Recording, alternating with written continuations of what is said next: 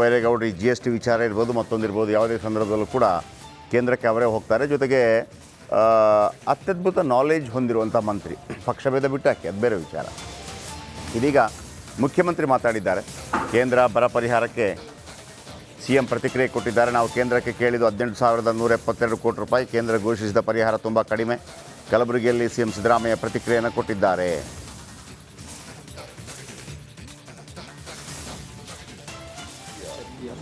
ಅದು ಏನು, supreme ಕೋರ್ಟ್ನವರು direction ಕೊಟ್ಟ ಮೇಲೆ ನಾವು ಕೋರ್ಟ್ಗೆ ಅಪ್ರೋಚ್ ಮಾಡಿ ಕೋರ್ಟ್ ಕದ ತಟ್ಟಿದ್ದು for the first time in the history of India ಈಗ ನಾವು ವಿ ಆರ್ ಇನ್ ಫೆಡರಲ್.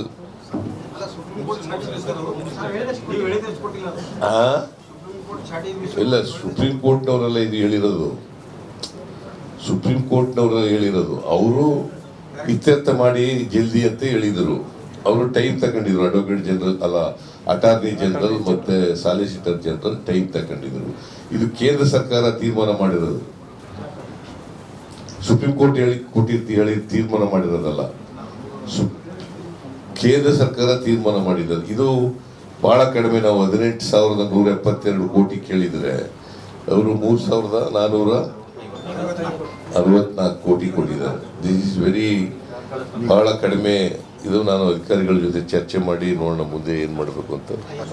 ಅದು ಏನು, ಸುಪ್ರೀಂ ಕೋರ್ಟ್ನವರು ಡೈರೆಕ್ಷನ್ ಕೊಟ್ಟ ಮೇಲೆ ನಾವು ಕೋರ್ಟ್ಗೆ ಅಪ್ರೋಚ್ ಮಾಡಿ ಕೋರ್ಟ್ ಕದ ತಟ್ಟಿ.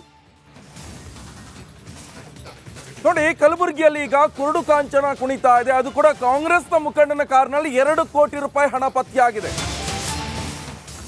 ಇದು ಕಾಂಗ್ರೆಸ್ ಮುಖಂಡನ ಕಾರ್ನಲ್ಲಿ 2 ಕೋಟಿ ಹಣ ಪತ್ತೆಯಾಗಿದೆ. ಮಾಜಿ ಮೇಯರ್ ಶರಣು ಮೋದಿಗೆ ಸೇರಿದ ಹಣ ಎನ್ನುವಂಥದ್ದು ಸದ್ಯ ಈಗ ಗೊತ್ತಾಗ್ತಾ ಇರುವಂತ ಮಾಹಿತಿ. ಆದಾಯ ತೆರಿಗೆ ಇಲಾಖೆಯಿಂದ 2 ಕೋಟಿ ರೂಪಾಯಿ ಕೂಡ ಈಗ ಸೀಸ್ ಆಗಿದೆ. ರೈಲ್ವೆ ನಿಲ್ದಾಣದಲ್ಲಿ 2 ಕೋಟಿ ಹಣ ಸೀಸ್ ಮಾಡಿದ್ದಾರೆ ಆದಾಯ ತೆರಿಗೆ ಇಲಾಖೆಯ ಅಧಿಕಾರಿಗಳು. ರೈಲ್ನಲ್ಲಿ ಹಣ ತಂದು ಇನ್ನೋವಾ ಕಾರ್ಗೆ ಶಿಫ್ಟ್ ಮಾಡಲಾಗ್ತಾ ಇದೆ. ಈ ಸಂದರ್ಭದಲ್ಲಿ ಆದಾಯ ತೆರಿಗೆ ಇಲಾಖೆಯ ಅಧಿಕಾರಿಗಳಿಗೆ ಮಾಹಿತಿ ಹೋಗುತ್ತೆ. ಈ ಸಂದರ್ಭದಲ್ಲಿ ಅಲ್ಲಿಗೆ ರೈಡ್ ಮಾಡ್ತಾರೆ. ಆಗ 2 ಕೋಟಿ ರೂಪಾಯಿ ಹಣ ಸಿಕ್ಕಿದೆ. ಅದು ಕೂಡ ಕಾಂಗ್ರೆಸ್ ಮುಖಂಡ ಎನ್ನುವಂಥದ್ದು ಗೊತ್ತಾಗ್ತಾ ಇರುವಂಥದ್ದು. ಮಾಜಿ ಮೇಯರ್ ಶರಣು ಮೋದಿಗೆ ಸೇರಿದ ಹಣ ಇದು. ಕಾಂಗ್ರೆಸ್ನ ಮಾಜಿ ಮೇಯರ್ ಶರಣು ಮೋದಿಗೆ ಸೇರಿರುವಂಥ ಹಣ ಈಗ ಕಾರ್ನಲ್ಲಿ ಪತ್ತೆಯಾಗಿದೆ. ರೈಲಿನ ಮುಖಾಂತರ ತಂದಂಥ ಹಣ ಇನ್ನೋವಾ ಕಾರ್ಗೆ ಶಿಫ್ಟ್ ಮಾಡ್ತಾ ಇರುವಂಥ ಸಂದರ್ಭದಲ್ಲಿ ಆದಾಯ ತೆರಿಗೆ ಇಲಾಖೆಗಳು ರೇಡ್ ಮಾಡಿದ್ದಾರೆ. 2 ಕೋಟಿ ರೂಪಾಯಿ ಹಣ ಪತ್ತೆಯಾಗಿದೆ. ಈಗ ನೋಡಿ, ಈಗಾಗಲೇ ರಾಜ್ಯದಲ್ಲಿ ಮೊದಲ ಹಂತದ ಎಲೆಕ್ಷನ್ ಇನ್ನೆಷ್ಟೇ ಮುಗಿದಿದೆ. ಇನ್ನೇನು 2ನೇ ಹಂತದ ಎಲೆಕ್ಷನ್ ಬಾಕಿ ಇದೆ. ಈ ಸಂದರ್ಭದಲ್ಲಿ ಕೆಲವೊಂದು ಕಡೆ ಮತದಾರರಿಗೆ ಹಂಚಿರುವಂತಹ ಹಣನ, ಹಾಗಾದರೆ ಅವರಿಗೆ ಹಂಚೋಕೆ ತಂದಿರುವಂತಹ ಹಣನ ಎನ್ನುವಂಥದ್ದು ಕೂಡ ಈಗ ಶಂಕೆ ವ್ಯಕ್ತವಾಗ್ತಾ ಇದೆ. ಆದರೆ ದಾಖಲೆಗಳನ್ನು ಕೊಟ್ಟರೆ ಮಾತ್ರ, ಸರಿಯಾದ ದಾಖಲೆ ಕೊಟ್ಟರೆ ಆ ಹಣ ರಿಲೀಸ್ ಆಗುತ್ತೆ, ವಾಪಸ್ ಸಿಗುತ್ತೆ. ಇಲ್ಲ ಅಂತ ಹೇಳಿದ್ರೆ ಗೌರ್ಮೆಂಟ್ ಅಂಡರ್ಟೇಕ್ ಮಾಡುತ್ತೆ. ನೋಡಿ, ಅದು ಕೂಡ ನೀವು ಗಮನಿಸ್ತಾ ಇರ್ಬೋದು ಸ್ಕ್ರೀನ್ ಮೇಲೆ.